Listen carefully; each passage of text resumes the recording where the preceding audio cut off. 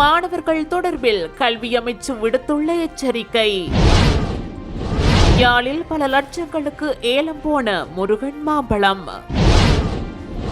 ஆங்கில வழி பாடசாலைகளின் எண்ணிக்கையில் ஏற்படவுள்ள மாற்றம் பிரதமர் அறிவிப்பு. மன்னிப்பு கோரிய தயாஸ்ரீ ஜெயசேகர.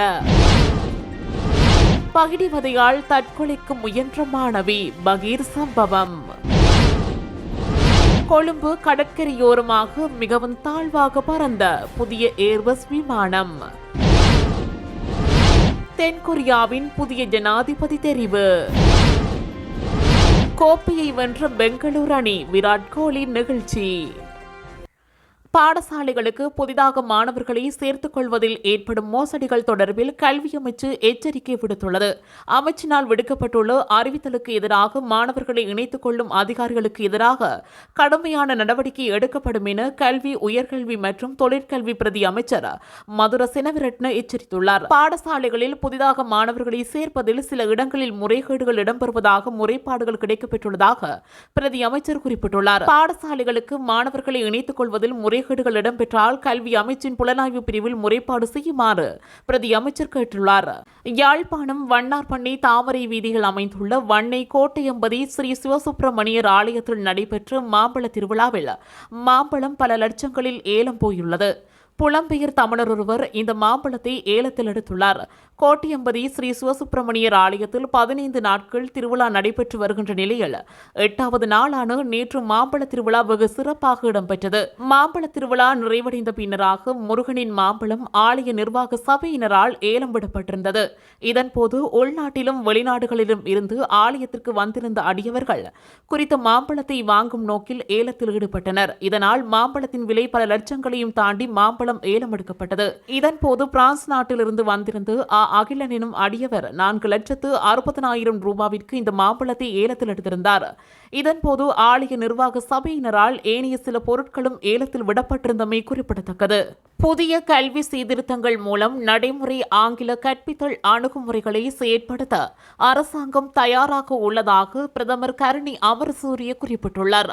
ஆங்கிலத்தை ஒரு மொழியாக கற்பிப்பது சமூக ஏற்றத்தாழ்வுகளை உருவாக்குவதற்கான ஒரு கருவியாக அல்லாமல் வாய்ப்புகளை விரிவுபடுத்துவதற்கான ஒரு வழிமுறையாக செயற்பட வேண்டும் என்றும் அவர் தெரிவித்துள்ளார். கொழும்பில் இடம்பெற்ற நிகழ்வு ஒன்றின் போதே அவர் இந்த தகவலை பகிர்ந்துள்ளார். 2026ஆம் ஆண்டில் புதிய கல்வி சீர்திருத்தங்களை அறிமுகப்படுத்த அரசாங்கம் திட்டமிட்டுள்ளது. அதன்படி ஆங்கில மொழி வெறும் தேர்வு பாடமாக கருதப்படாது. அதற்கு பதிலாக மாணவர்கள் பேசும் மற்றும் எழுதும் திறன் மூலம் மொழியை தீவிரமாக பயன்படுத்த ஊக்குவிக்கப்படுவார்கள். இந்த நிலையில் ஆங்கில வழி கல்விக்கான தேவை அதிகரித்து வருவதால் ஆங்கில வழி பாடசாலைகளின் எண்ணிக்கையை 825 இருந்து குறைந்தது 1000 விரிவுபடுத்த அரசாங்கம் இலக்கு வைத்துள்ளது என்றும் பிரதமர் தெரிவித்துள்ளார். எதிர்க்கட்சி நாடாளுமன்ற உறுப்பினர் தயாஸ்ரீ ஜெயசேகர மன்னிப்பை கோரியுள்ளார். வடமத்திய மாகாண சபைக்கு சொந்தமான BMW கார் 5 மில்லியன் ரூபாய்களுக்கும் குறைவாக விற்கப்பட்டதாக முன்னர் கோரியமை தொடர்பிலேயே அவர் மன்னிப்பை கோரியுள்ளார். செய்தித்தாள்களில் வெளியிடப்பட்ட தவறான செய்திகளால் தான் தவறாக வழிநடத்தப்பட்டதாகவும் ஒரு பொறுப்பான அரசியல்வாதியாக பதிவை திருத்துவதற்கு தான் உறுதி பூண்டுள்ளதாகவும் ஜெயசேகர கூறியுள்ளார். எனவே ஊடகங்கள் துல்லியமான தகவல்களுடன் அதை புதுப்பிக்குமாறும் அவர் கேட்டுள்ளார். BMW கார் 21.8 மில்லியன் ரூபாய்களுக்கு விற்கப்பட்டதாக வடமத்திய மாகாண உறுதிப்படுத்திய நிலையிலேயே அவரின் மன்னிப்பு கோரலும் வந்துள்ளது. ஒட்டுமொத்த வாகன ஏல செயல்முறையில் 124 மில்லியன் ரூபாய் ஈட்டியுள்ளதாகவும் அது வெளிப்படை தன்மையுடன் நடத்தப்பட்டதாகவும் மாகாண சபை கூறியுள்ளது. கொழும்பு குளியாப்பிட்டி தொழில்நுட்ப கல்லூரியில் 1ஆம் ஆண்டு மாணவியொருவர் ஆற்றில் குதித்து தற்கொலைக்கு முயன்ற சம்பவம் அதிர்ச்சியை ஏற்படுத்தியுள்ளது.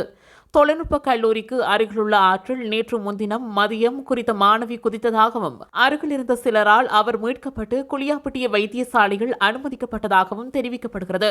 போலீசார் நடத்திய விசாரணையில் பகிடிவதை செய்யப்பட்டதால் மாணவி தற்கொலைக்கு முயன்றது தெரியவந்துள்ளது. மாணவி தற்போது குளியாப்பிட்டி வைத்தியசாலையில் சிகிச்சை பெற்று வருவதாக கூறப்படுகின்றது. சம்பவம் தொடர்பாக விசாரணை நடத்திய குளியாப்பிட்டிய போலீசார் சம்பவம் தொடர்பாக தொழில்நுட்ப கல்லூரியின் 4 மாணவர்களை கைது செய்துள்ளதாக தெரிவிக்கப்படுகிறது. மேலும் இது தொடர்பில் மேலதிக விசாரணைகளை குளியாப்பிட்டி போலீசார் மேற்கொண்டு வருகின்றனர். ஸ்ரீலங்கன் ஏர்லைன்ஸில் இணையும் புதிய ஏர்பஸ் விமானம் இலங்கையை வந்தடைந்துள்ளது. கொழும்பு கடற்கரைக்கு மேலாக குறித்த விமானம் பறந்து செல்லும் காட்சியை பலரும் பார்வையிட்டுள்ளனர். பிரான்சின் தலைநகர் பாரிஸில் இருந்து ஏர்பஸ் விமானம் இலங்கையை வந்தடைந்தது. குறித்த விமானம் கட்டுநாயக்க விமான நிலையத்தில் தரையிறக்கும் முன்னர் மிகவும் தாழ்வாக கொழும்பின் கடற்கரையோரமாக பயணிக்கும் என தெரிவிக்கப்பட்டிருந்தது. அதற்கமைய இன்று காலை 9:40 மணியளவில் கொள்ளுப்பட்டி பாணந்துறை கடற்கரை அண்டிய பகுதியில் பறந்து சென்றுள்ளது. எனினும் பலரும் எதிர்பார்த்த அளவுக்கு பாரியளவிலான விமானத்தை பார்வையிட முடியவில்லை என தெரிவித்துள்ளனர். தென்கொரியாவின் ஜனாதிபதி தேர்தலில் எதிர்க்கட்சியான ஜனநாயக கட்சியின் வேட்பாளர் லீ ஜே மியூன் வெற்றி பெற்றுள்ளார். 61 வயதான லீ நடந்து முடிந்த தேர்தலில் 49.3% வாக்குகளை பெற்று வெற்றியீட்டியுள்ளார்.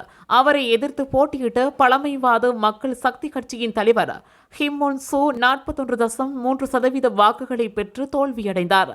இதற்கமைய தென்கொரியாவின் 14வது ஜனாதிபதியாக லீ ஜே மியூன் இன்று பதவியேற்க உள்ளார். இந்நிலையில் தென்கொரியாவின் பொருளாதாரத்தை மீட்டெடுப்பதே தனது முதல் இலக்கு என லீ ஜே மியூன் தெரிவித்துள்ளார். நடந்து முடிந்த 18வது IPL தொடரை ராயல் சேலஞ்சர்ஸ் பெங்களூரு அணி கைப்பற்றியது. பஞ்சாப் கிங்ஸ் அணியை 6 ஓட்டங்கள் வித்தியாசத்தில் பெங்களூரு அணி வீழ்த்தியுள்ளது.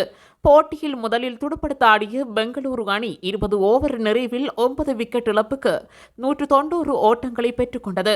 191 என்ற இலக்கை நோக்கி துடுப்படுத்த ஆடிய பஞ்சாப் கிங்ஸ் அணியால் 184 ஓட்டங்களையே பெற முடிந்தது. இதற்கமைய பெங்களூரு அணி தனது முதலாவது IPL கோப்பையை கைப்பற்றியது. போட்டியின் ஆட்ட நாயகனாக 17 ஓட்டங்களை மாத்திரம் விட்டுக் கொடுத்து 2 விக்கெட்டுகளை கைப்பற்றிய குருனால் பாண்டியா தெரிவு செய்யப்பட்டார். இதுபோன்ற செய்திகளை உடனுக்குடன் அறிந்து கொள்ள தமிழ் பிளஸ் யூடியூப் சேனலை மறக்காம சப்ஸ்கிரைப் பண்ணுங்க, கமெண்ட் பண்ணுங்க, ஷேர் பண்ணுங்க.